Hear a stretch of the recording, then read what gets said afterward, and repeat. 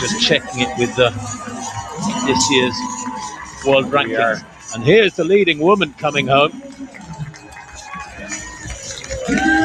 And this, we think, is Gebreselassie.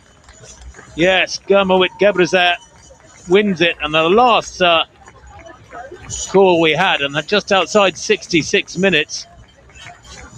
አትጪም ተብላ ነበረ እድሜሽ ከፍ ያለ ነው አትመጥኝም ተብላ ነበረ ያንቺ መገኛ እቤት ውስጥ መሆን አለበት ያሏት ብዙዎች ናቸው ይሄንን ይበሉ እንጂ እሷ አሸንፋለች በወርቅ ተንቆጥቁጣለች የዓለማችንን ፈጣኑን ሰዓት በማስመዝገብ የብዙዎችን አፍ አዘግታለች የሀገራችን እንቁ ዳግም እንቁ መሆን ችላለች ነግሳለች አትሌት ግርማዊት ገብረ እግዚአብሔር ከአወዛጋቢ ታሪኮቿ ጋር ዳግም ተከስታለች እንኳን ደሳላችሁ እንኳን ደሳለን አትሌት ግርማዊት ገብረ እግዚአብሔር አዲስ ታሪክን ለሀገሯም ለራሷም ጽፋለች ለመሆኑ አትሌቷ ለምን አወዛጋቢ ማንነት ተሰጣት ከእድሜዋ ጋር ተያይዞ የሚነሳውስ ጉዳይ ምንድነው እንደሚባለው አትሌት ግርማዊት ገብረ እግዚአብሔር በእድሜ አንጋፋ ነች ወይንስ ለሚለው ጥያቄ መልስ ይዘናል ይሄው ስለሷ እንነግራችኋለን ቀድሚያ ግን እንኳን ደሳለሽ ልንላት እንወዳለን እንኳን ደሳለሽ እያላችሁ ታሪኳን ተከታተሉ ማለት ነው በትግረኛ ሰው ያለው ሰዎች ነው ያሉት ነው የምትለው እንጂ 17 አመት እንደዛ ነው ሰዎች ናቸው የሰው ወሬ ነው የምትዩ በትግረኛ ማለት ይሻለሽ በትግረኛ ምንም ችግር የለውም ማለት እንዳለ ሙሉን በይልኝ እኔ በይ በትግረኛ ሙሉ ማለት ነው የሰው ወሬ በቃ በትግረኛ ተናገር የኔ ሰው ወሬ አይዞሽ አትፈርሰሽ أتشعت عمل جايلي لهم لوجوده لا يسورين بقى أتشعت صمي لهم بس أنا نورمال عمل يحصل حتى إيه أنا نورمال نادي قط بقول لا يسورين بقى أنا نورمال عشان شو عندي يسورينه እንጂ አንቺ 17 አመትሽ ነው ከዚህ በፊት ከሀገር ውስጥ ውድድር ከሀገር ውጭ ውድድር አድርገሻል በአንድ ወቅት አንዲት ወጣት አትሌት የመሮጫ መሙ ላይ ተሰየመች ፊቷ ፈገግታ ይነበባል ወደፊት የምታሳካውን ተስፋ የምታደርግበትን ሩጫ አንድ ብላ የጀመረችበት ወቅት ነበረ የመሮጫ መሙ ላይ ተሰይማ ውድድሯን በበላይነት ስታጠናቅቅ የኢትዮጵያን ሰንደቅ ዓላማ አውለበለበች በዛ ጊዜ የዓለም መገናኛ ብዙሃን ስለ አሸናፊነቷ ሳይሆን ስለ ፊት ገጽታዋ ስለ ተክለ ቁመናዋ መነጋገር ጀመሩ ይህች አትሌት ያስመዘገበችው እድሜና ፊቷ ላይ የሚነበበው አንድ አይደለም አሉ መረጃውን ተቀባበሉት ለሷ ቅስም ሰባሪ ቀን መጣ ይህቺ አትሌት ከአሸናፊነቷ በዘለለ የእድሜዋ ጉዳይ ትልቁን ታሪኳን ሸፈነው አትሌት ግርማዊት ገብረ እግዚአብሔር ያንን ሁሉ አልፋ አሁን አሸናፊ መሆን ትችላለች በግማሽ ማራቶንና በረጅም ርቀት ውድድሮች ላይ ስሟን የተከለች አትሌት ነች በታሪክ 4 ፈጣን ሰዓቶችን ያስመዘገበች አራተኛውን ፈጣን ሰዓት ያመጣች አትሌት ነች አትሌት ግርማዊት ገብረ እግዚአብሔር ለመጀመሪያ ጊዜ በተሳተፈችበት የራስ አልካማህ የግማሽ ማራቶን ውድድር ላይ በብቃት ማሸነፍ ችላለች የግማሽ ማራቶኑን በበላይነት ለማጠናቀቅ 1 ሰዓት ከ04 ደቂቃ ከ14 ሰከንድ ብቻ ነው የፈጀባት አንደኛ ሆና የወርቅ ሜዳሊያውን ተቀበላለች ይህ ያስመዘገበችው ሰዓት በዓለም አቀፍ ደረጃ በሴቶች የግማሽ ማራቶን ታሪክ አራተኛው ፈጣን ሰዓት ሆኖ ነው የተመዘገበላት በዚህ እጅግ ፈጣን በነበረው ውድድር ላይ ሌላዋ ኢትዮጵያዊት አትሌት ሄለን በቀለ ርቀቱን 1 ሰዓት ከ06 ደቂቃ ከ08 ሰከንድ በመግባት በሶስተኝነት ውድድሯን አጠናቃለች። በሜዳው ላይ የነበረው ድባብ እጅግ የሚያስገርም ነበረ። በውድድሩ ወቅት ኢትዮጵያውያን ደጋፊዎች የነበራቸው ስሜት የነበራቸው ለሷ የነበራቸው ማበረታታት እጅግ የሚገርም ነበረ።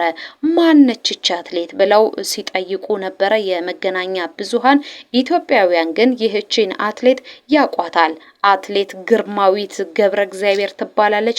የኢትዮጵያ እንቁ የሆነች ልጅ ነች። ለዚህ ነው የምናበረታታት፣ ለዚህ ነው የምንደግፋት ሲሉ ነው ምላሻቸውን እየሰጡት። በእርግጥም ይህቺ አትሌት ድንቅ ናት። በድንቅ ብቃቷ ይሄንን ጣፋጭ ድል ማስመዝገብ ችላለች። ለመሆኑ ከዚህ ቀደም የሚነሳባት ጉዳይ ነበረ፣ የእድሜዋ ጉዳይ። ለምንድን ነው የምትብጠለጠለው?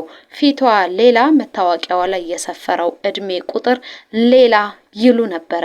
እሱንም ታሪክ እናስታውሳችሁ። ለመሆኑ ይህች አትሌት የምትብጠለጠለውን ያክል ነች የሚለውን ፍርዱን ለእናንተ እንሰጣለን። መረጃውን ግን ከኛ ስሙ። በዓለም አትሌቲክስ ላይ በርካታ አወዛጋቢ ጉዳዮች ይነሳሉ። አትሌቶችን የአትሌት አመራሮችን ከሚያወዛግቡ ጉዳዮች መካከል የአትሌቶች የእድሜ ጉዳይ ነው። ሰፊ ነው የሚነሳው ጉዳይ። ከአትሌት ግርማዊት ጋር የተነሳውም ደግሞ እንደ ኤሮፓያን ዘመን አቆጣጠር 2018 ላይ ነው የተነሳባት።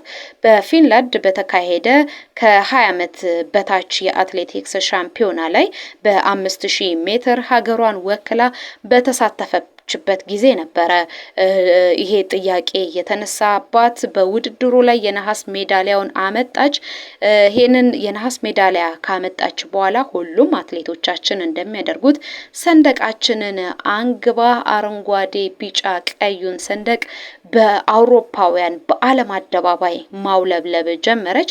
በዛ ወቅት የተለያዩ ዓለም አቀፍ ስምና ዝና ያላቸው የመገናኛ ብዙሃን በተለይ የጋዜጣ ላይ የሚሰሩ የስፖርት ዘገባዎችን የሚሰሩ ፎቶ አንሺዎች በተለያየ አንግል ፎቶዎችን አነሷት።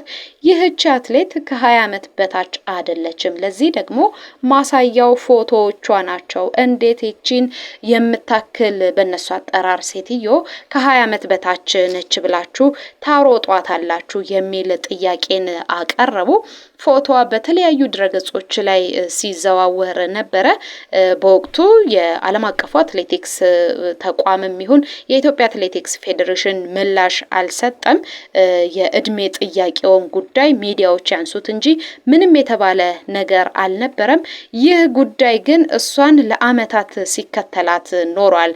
እንግዲህ ከ8 ዓመት በፊት ነው አሁን ስክሪኑ ላይ የተመለከታችሁት ፎቶ የተነሳችው። ከዛን ጊዜ ጀምሮ የእድሜዋን ጉዳይ የሚያነሱ ብዙዎች ናቸው። እድሜዋ አይደለም፣ ትልቅ ሰው ነች፣ በእድሜዋ አይደለም እየተወዳደረች የሚል ብዙ ጥያቄ ሲያነሱባት ነበረ። ከዛ በኋላ ያሳካቻቸው ድሎቿ እጅግ ብዙ ናቸው። ያመጣችውን ድል ሁሉ የሚሸፍንባት በዛ ጊዜ የተነሳባት ቅሬታ ነው። እስካሁንም ድረስ ዘልቋል። በነገራችን ላይ ሙሉ ታሪኳን ስትሰሙ የእድሜዋን ጉዳይ እናንተ ማስላት ትችላላችሁ። ግን እኛ አንድ ነገር እንመሰክራለን። ምንም ተባለች ምን የኢትዮጵያን ሰንደቅ ዓላማ ይዛ እስከሮጠች ድረስ ለኛ ጀግናችን ነች። በዛሬ ውድድርን በማሸነፏ እንኳን ደስ ያለሽ እንኳን ደስ አለን ልንላት እንወዳለን። ለመሆኑ የግርማዊት ገብረ እግዚአብሔር ገብሩ ታሪክ ምን ይመስላል? እንንገራችሁ። ግርማዊት የህይወት ታሪኳ እንደሚያስረዳው ኖቬምበር ወር 2001 እንደተወለደች በፈረንጆቹ የዘመን አቆጣጠር እንደተወለደች ነው የሚያሳየው። በኢትዮጵያ የረጅም ርቀት የሩጫ ታሪክ ውስጥ ትልቅ አሻራ ማኖር የቻለች አትሌት ነች። በዓለማችን ላይ ካሉ ፈጣን አትሌቶች መካከል 4ኛ ሆና ነው የተቀመጠችው። ግማሽ ማራቶን የገባችበት ሰዓቷ 64 ደቂቃ ከ14 ሰከንድ ጥሩ ሆኖ የተመዘገበላት ሰዓቷ ነው። በነገራችን ላይ ሙሉ ስሟ ግርማዊት ገብረ እግዚአብሔር ገብሩ ትባላለች። በጣም የሚገርመው ከ10,000 ሜትር ጀምሮ ባለ ድል ነች። ለምሳሌ 2019 የኢትዮጵያ ሻምፒዮና ላይ በ10,000 ሜትር ሮጣ 7ኛ ሆና ነው ውድድሯን ያጠናቀቀችው። 2022 ላይ የኢትዮጵያ ሻምፒዮና ላይ በ10,000 ሮጠች፣ በአንደኝነት ውድድሯን አጠናቀቀች። ለዓለም አቀፍ ውድድሮች የሚያበቃትንም ሰዓት መያዝ ቻለች። ከዛ በኋላ ምርጥ የተባሉ ሰዓቶችን ማምጣት ችላለች። በተለይ በ10,000 ላይ ያስመዘገበችው ሰዓቷ 30 ደቂቃ ከ23 ሰከንድ ከ69 ማይክሮ ሰከንድ 2023 ላይ ያመጣችው ነው። ለሷ ምርጡ ሰዓት ላይ ነው። 2018 በሀገር ውክልና ውድድር የእድሜዋ ጉዳይ የተነሳበት ውድድር በ5,000 ሜትር ሮጠች፣ የነሐስ ሜዳሊያ ማምጣት ቻለች። 2024 የቤልግሬድ የሀገር አቋራጭ ውድድር ላይ የብር ሜዳሊያ ማምጣት ቻለች። 2019 ደግሞ የወርቅ ሜዳሊያ ማምጣት ችላለች።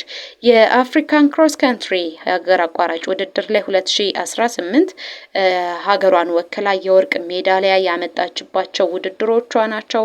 ትልልቅ የሚባሉ ስኬቶችን አምጥታለች። በፈረንሳይና በተለያዩ ዓለም አቀፍ ውድድሮች ላይ በመሳተፍ ግሩም ሰዓቶችን አስመዝግባለች። 2022 ላይ ያመጣችው የግማሽ ማራቶን አሸናፊነቷ የሚገርም ነው። በወጣቶችና በታዳጊዎች ውድድር ላይ በዓለም አቀፍ በተደረጉ በ10,000ና በ5,000 ሜትር ውድድሮች ላይ እሷ የሚደርስባት አትሌት የለም። በተለይ በ5,000 በ10,000 የግማሽ ማራቶን ውድድሮች ላይ ግርማዊትን የመሰለ በሷ ልክ ትልልቅ ውድድሮች ላይ ተካፍሎ ማሸነፍ የሚችል አትሌት አልነበረም። ይህቺ አትሌት በፊንላንድ የታዳጊዎች ከ20 ዓመት የአትሌቲክስ ሻምፒዮና በ5,000 ሜትር የነሐስ ሜዳሊያ አስገኝታለች። የዛኔ እድሜዋ ተብሎ የተጠቀሰው የ17 ዓመት ታዳጊ ነች ተብሎ ነው የተለጠፈው።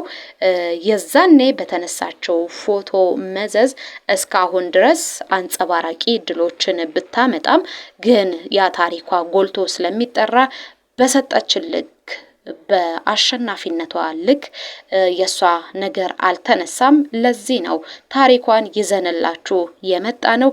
ለማንኛውም እንኳን ደስ ያለሽ እንኳን ደስ አለን ልንላት እንወዳለን። አሁንም ድል አትሌቶቻችን።